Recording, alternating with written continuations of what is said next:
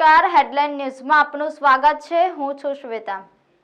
બનાસકાંઠા જિલ્લાના જેસોરમાં આવેલા 600 વર્ષ જૂના કેદારનાથ મહાદેવ મંદિરનો કબજો ખાનગી ટ્રસ્ટ દ્વારા લેવાતા વિવાદ સર્જાયો છે।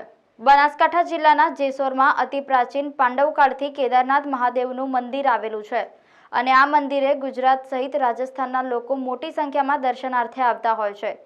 કેદારનાથના મહંતે જણાવ્યું કે અમને જાણવા મળ્યું છે કે સારોતરા ગામના કેટલાક સમાજના લોકોએ મંદિરના નામનું ટ્રસ્ટ બનાવી દેતા આસપાસના ગ્રામજનોમાં વિવાદ સર્જાયો હતો, જેથી મંદિર નજીકના ગામના લોકો કેદારનાથ મહાદેવ ખાતે પહોંચી આ ટ્રસ્ટને રદ કરવાની માંગણી કરી હતી।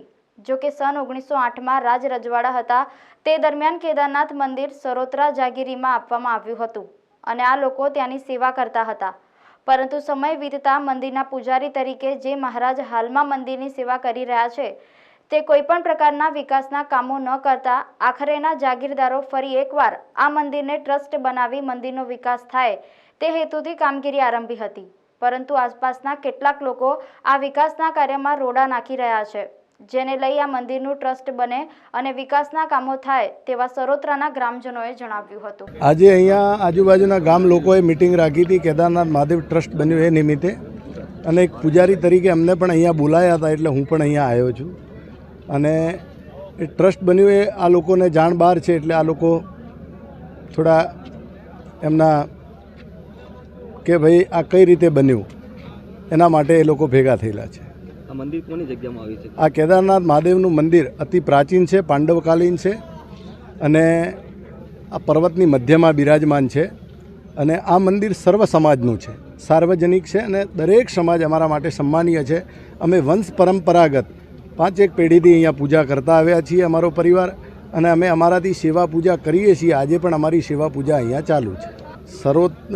કેદારનાથ મહાદેવ દેવસ્થાન ટ્રસ્ટ સરોત્રા દ્વારા બન્યું છે એટલે સ્થાનિક લોકોના અંદર વિરોધ છે, બાકી અમારે તો પૂજારી છીએ, અમારી પૂજા સેવા ચાલુ છે। હકીકત એવું છે કે સાહેબ વર્ષોથી અમે જોતા આવીએ છીએ આ પૂજારી હતા એમને કોઈ વિકાસ કર્યો નથી આજ સુધી, અને અમને એવું લાગ્યું કે વર્ષોથી જે થયું તો ભૂલી જવાનું, પણ હવે નવેસર અમે જાગ્યા એટલે આ ટ્રસ્ટ બનાવવાનું અમે વિચાર્યું અને એમાં અમે આ ટ્રસ્ટ બનાવ્યું છે।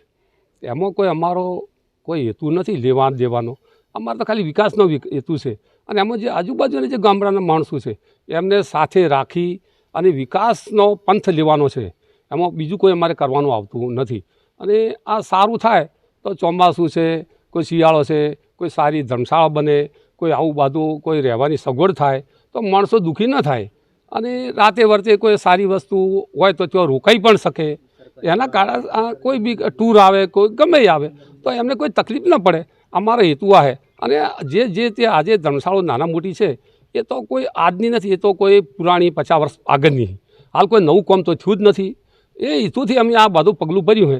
અમારું કહેવું એવું જ છે કે આ વિકાસ જે તે ભેળા કરે કે ન કરે એમાં એ બધું ખોટું જ છે। અમે કોઈને કોઈ ધામધમકી આલતા નથી, અમે તો સારા કામ માટે, અને અમે વર્ષોથી આ સારું કામ જ કરતા આવ્યા।